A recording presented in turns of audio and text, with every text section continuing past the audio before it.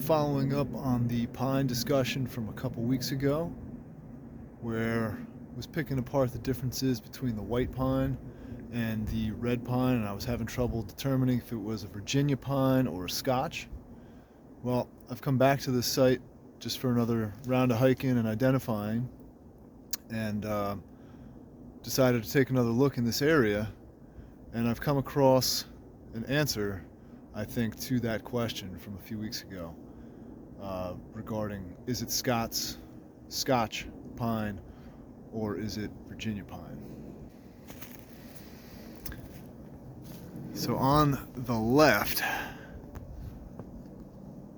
we have the pine in question, the Scotch or the Virginia, and on the right, so this tree is a white pine,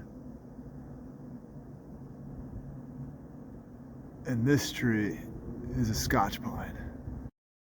Here's a better visualization of the Scotch pine versus the white pine. The tree toward the left with the red and white peeling, crispy looking bark, that's your Scotch pine. The trees towards the right-hand side, those are your white pine. And the way I know this is a Scotch pine is because of that peeling red bark. That's a huge portion of the trunk. It's about 2/3 of the trunk is this peeling kind of burnt bark. And that tree is totally alive and totally healthy.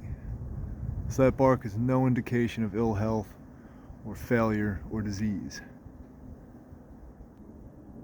And with that in mind, I'm going to feel more confident to revisit the identification from a couple weeks ago when I was on the fence.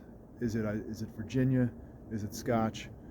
And though that identification was taking place in the field over there, so it's not exactly this tree right here, I'm going to make the assumption that this tree right here is seeding those trees in the field, and therefore those trees in the field are most likely Scotch pine as well as the white pine that we were able to identify previously.